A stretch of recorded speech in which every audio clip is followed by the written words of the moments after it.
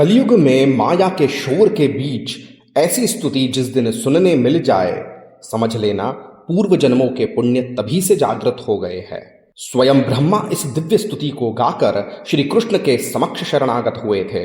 तो अगर यह स्तुति आप रोज सुन ले तो सोचो जीवन कैसा मोड़ लेगा। यह साधारण स्तुति नहीं है, यह अत्यंत पवित्र पद्म पुराण के उत्तरखंड से सीधा आपके सामने रखी गई है। जय श्री राधा कृष्ण। जब द्वापर युग में ब्रह्मा जी ने श्री कृष्ण के मित्र गोप बालकों को छुपा दिया और अपराध सिद्ध हुआ, तब कांपते हाथों से ब्रह्मा जी ने यह स्तुति त्रिभुवन के स्वामी श्री कृष्ण के समक्ष प्रस्तुत कर पूर्ण शरणागति मांगी थी। जो व्यक्ति इस स्तुति का नित्य श्रवण या पाठ कर ले, वह श्री कृष्ण की नजर में आ जाता है और असीम कृष्ण कृपा का अधिकारी बनता है।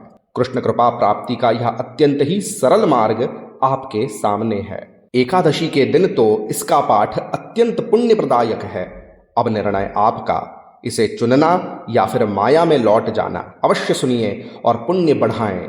वीडियो को अंत तक देखें, क्योंकि अंत में हम प्रस्तुत करेंगे महाशक्तिशाली श्री कृष्ण श्लोक, जिसे जपने से आपका समय बदलने लगेगा। ऐसे दिव्य और रहस्यमयी स्तोत्र हम आपके लिए लेकर आते रहते हैं, इसीलिए चैनल को सब्सक्राइब अवश्य कीजिएगा। वीडियो को अंत तक अवश्य देखें और वीडियो के अंत में हरे कृष्ण कमेंट करना न भूलें। आपके इष्ट देव कौन है, वीडियो में यह भी कमेंट करके बताएं, ताकि हम एक प्रस्तुति इष्ट देव पर दे सके। आइए सुनते हैं ब्रह्मकृत श्री कृष्ण स्तुति। ओम अथ ब्रह्मणा कृत श्री कृष्ण स्तुति। कृतांजलिपुटो भूत्वा परिणीय प्रणम्य च भयादुवाच गोविंदं ब्रह्मा त्रिभुवनेश्वरः।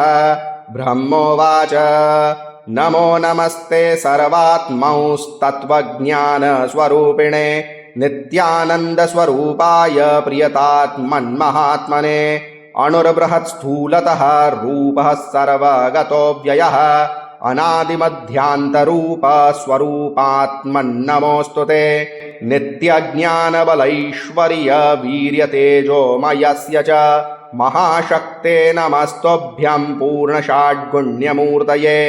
त्वं वेद पुरुषो ब्रह्मन् महापुरुष एव च शरीरपुरुषत्वस्य छन्दः पुरुष एव च चत्वारः पुरुषास्त्वं च पुराणः पुरुषोत्तम। विभूतयस्तव ब्रह्मन् पृथिव्यग्न्यनिलादयः तव वाचा समुद्भूतौक्ष्मावह्निः जगदीश्वर। अन्तरिक्षं च वायुश्च सृष्टौ प्राणेन ते विभो। चक्षुषा तव संसृष्टौ द्यौश्चादित्यस्तथाव्यय। दिशश्च चन्द्रमः सृष्टः श्रोत्रेण तव चानघ। अपांस्रावश्च वरुणो मनसा ते महेश्वर। उक्ते महति मीमांसे यत्तद्ब्रह्म प्रकाशते।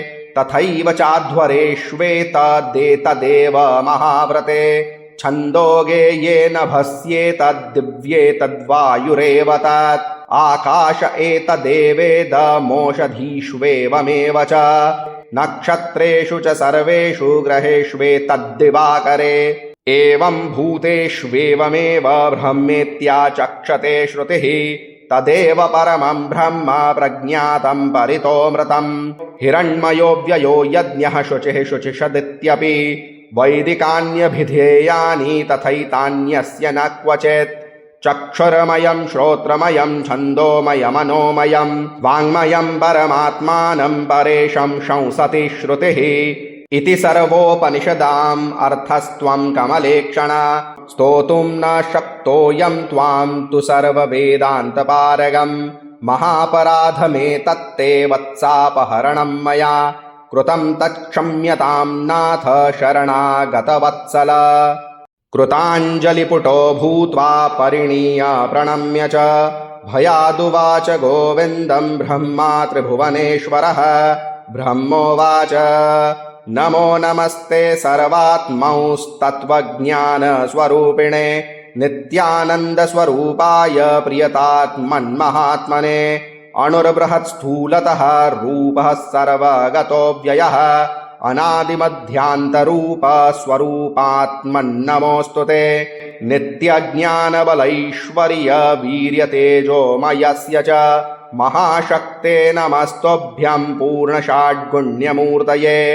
त्वं वेद पुरुषो ब्रह्मन् महापुरुष एव च शरीरपुरुषत्वस्य छन्दः पुरुष एव च चत्वारः पुरुषास्त्वं च पुराणः पुरुषोत्तम विभूतयस्तव ब्रह्मन् पृथिव्यग्न्यनिलादयः तव वाचा समुद्भूतौक्ष्मावह्नि जगदीश्वर अन्तरिक्षं च वायुश्च सृष्टौ प्राणेन ते विभो चक्षुषा तव संसृष्टौ द्यौश्चादित्यस्तथाव्यय दिशश्च चन्द्रमः सृष्टः श्रोत्रेण तव चानघ अपांस्रावश्च वरुणो मनसा ते महेश्वर उक्ते महति मीमांसे यत्तद्ब्रह्म प्रकाशते तथैव चाध्वरेष्वेतदेतदेव महाव्रते छन्दोगे येन भस्येतद्दिव्येतद्वायुरेव तत् आकाश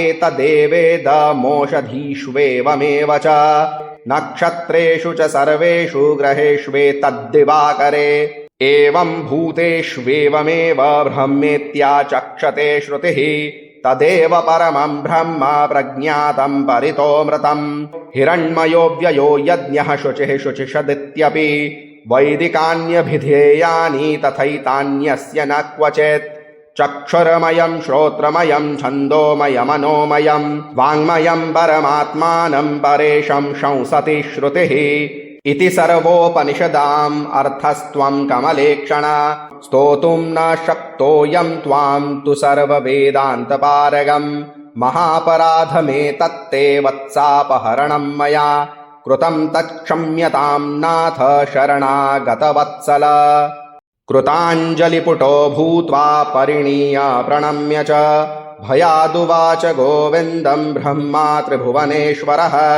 ब्रह्मोवाच नमो नमस्ते सर्वात्मौस्तत्त्वज्ञानस्वरूपिणे नित्यानन्दस्वरूपाय प्रियतात्मन्महात्मने अणुर्बृहत्स्थूलतः रूपः सर्वगतोऽव्ययः अनादिमध्यान्तरूपस्वरूपात्मन्नमोऽस्तु ते नित्यज्ञानबलैश्वर्यवीर्यतेजोमयस्य च महाशक्ते नमस्तुभ्यं पूर्णषाड्गुण्यमूर्तये त्वं वेद पुरुषो ब्रह्मन् महापुरुष एव च शरीरपुरुषत्वस्य छन्दः पुरुष एव च चत्वारः पुरुषास्त्वं च पुराणः पुरुषोत्तम विभूतयस्तव ब्रह्मन् पृथिव्यग्न्यनिलादयः तव वाचा समुद्भूतौक्ष्मावह्नि जगदीश्वर अन्तरिक्षं च वायुश्च सृष्टौ प्राणेन ते विभो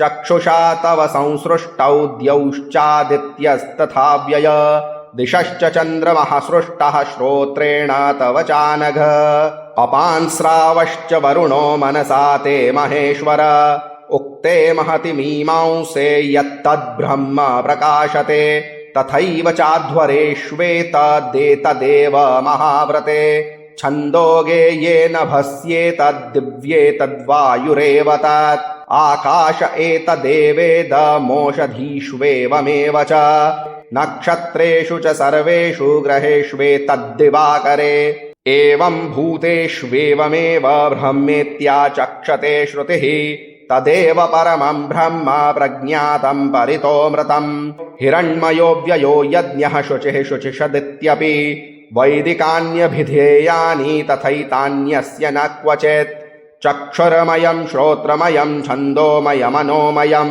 वाङ्मयं परमात्मानं परेशं शंसति श्रुतिः इति सर्वोपनिषदाम् अर्थस्त्वं कमलेक्षण स्तोतुं न शक्तोऽयं त्वां तु सर्ववेदान्तपारगम् महापराधमेतत्ते वत्सापहरणं मया कृतं तत्क्षम्यतां नाथ शरणागतवत्सल कृताञ्जलिपुटो भूत्वा परिणीय प्रणम्य च भयादुवाच गोविन्दं ब्रह्मा त्रिभुवनेश्वरः ब्रह्मोवाच नमो नमस्ते सर्वात्मौस्तत्त्वज्ञानस्वरूपिणे नित्यानन्दस्वरूपाय प्रियतात्मन्महात्मने अणुर्बृहत्स्थूलतः रूपः सर्वगतोऽव्ययः अनादिमध्यान्तरूपस्वरूपात्मन्नमोऽस्तु ते नित्यज्ञानबलैश्वर्यवीर्यतेजोमयस्य च महाशक्ते नमस्तुभ्यं पूर्णषाड्गुण्यमूर्तये त्वं वेद पुरुषो ब्रह्मन्महापुरुष एव च शरीरपुरुषत्वस्य छन्दः पुरुष एव च चत्वारः पुरुषास्त्वं च पुराणः पुरुषोत्तम विभूतयस्तव ब्रह्मन् पृथिव्यग्न्यनिलादयः तव वाचा समुद्भूतौक्ष्मावह्नि जगदीश्वर अन्तरिक्षं च वायुश्च सृष्टौ प्राणेन ते विभो चक्षुषा तव संसृष्टौ द्यौश्चादित्यस्तथाव्यय दिशश्च चन्द्रमः सृष्टः श्रोत्रेण तव चानघ अपांस्रावश्च वरुणो मनसा ते महेश्वर उक्ते महति मीमांसे यत्तद्ब्रह्म प्रकाशते तथैव चाध्वरेष्वेतदेतदेव महाव्रते छन्दोगे येन भस्येतद्दिव्येतद्वायुरेव तत्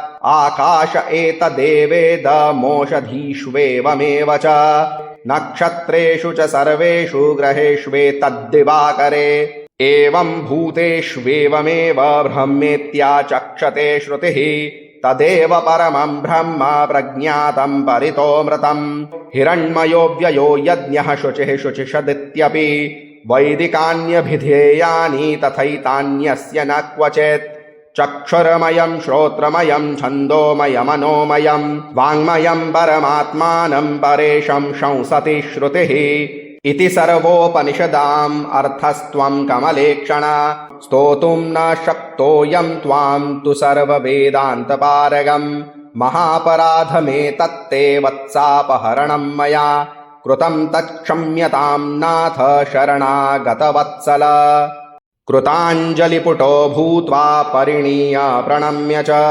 भयादुवाच गोविन्दं ब्रह्मा त्रिभुवनेश्वरः ब्रह्मोवाच नमो नमस्ते सर्वात्मौस्तत्त्वज्ञानस्वरूपिणे नित्यानन्दस्वरूपाय प्रियतात्मन्महात्मने अणुर्बृहत्स्थूलतः रूपः सर्वगतोऽव्ययः अनादिमध्यान्तरूपस्वरूपात्मन्नमोऽस्तु ते नित्यज्ञानबलैश्वर्यवीर्यतेजोमयस्य च महाशक्ते नमस्तुभ्यं पूर्णषाड्गुण्यमूर्तये त्वं वेद पुरुषो ब्रह्मन्महापुरुष एव च शरीरपुरुषत्वस्य छन्दः पुरुष एव च चत्वारः पुरुषास्त्वं च पुराणः पुरुषोत्तम विभूतयस्तव ब्रह्मन् पृथिव्यग्न्यनिलादयः तव वाचा समुद्भूतौक्ष्मावह्नि जगदीश्वर अन्तरिक्षं च वायुश्च सृष्टौ प्राणेन ते विभो चक्षुषा तव संसृष्टौ द्यौश्चादित्यस्तथाव्यय दिशश्च चन्द्रमः सृष्टः श्रोत्रेण तव चानघ अपांस्रावश्च वरुणो मनसा ते महेश्वर उक्ते महति मीमांसे यत्तद्ब्रह्म प्रकाशते तथैव चाध्वरेष्वेतदेतदेव महाव्रते छन्दोगे येन भस्येतद्दिव्येतद्वायुरेव तत् आकाश एतदेवेदमोषधीष्वेवमेव च नक्षत्रेषु च सर्वेषु ग्रहेष्वेतद्दिवाकरे एवं भूतेष्वेवमेव ब्रह्मेत्याचक्षते श्रुतिः तदेव परमं ब्रह्म प्रज्ञातं परितोऽमृतं हिरण्मयो व्ययो यज्ञः शुचिः शुचिषदित्यपि वैदिकान्यभिधेयानि तथैतान्यस्य न क्वचित् चक्षुर्मयं श्रोत्रमयं छन्दोमयमनोमयं वाङ्मयं परमात्मानं परेशं शंसति श्रुतिः इति सर्वोपनिषदाम् अर्थस्त्वं कमलेक्षण स्तोतुं न शक्तोऽयं त्वां तु सर्ववेदान्तपारगं महापराधमेतत्ते वत्सापहरणं मया कृतं तत्क्षम्यतां नाथ शरणागतवत्सल। महाशक्तिशाली श्री कृष्ण श्लोक। कृष्णाय वासुदेवाय देवकीनन्दनाय च नंदगोपकुमाराय गोविंदाय नमो नमः। अर्थात वासुदेव के पुत्र श्री कृष्ण को और देवकी नंदन देवकी के पुत्र को, ग्वालनंद के पुत्र को जो स्वयं भगवान श्री गोविंद है, मैं नमस्कार करता हूँ। कैसा भी बुरा समय चल रहा हो, बस इस श्लोक की प्रतिदिन 108 मनकों की माला जप लो। सारे ग्रह नक्षत्रों का दुष्प्रभाव कृष्ण कृपा से दूर हो जाता है और जीवन परिवर्तन ऐसे श्लोकों से कब हो जाएगा, समझ ही नहीं पाओगे। ओम ब्रह्मणा कृत श्री कृष्ण स्तुते।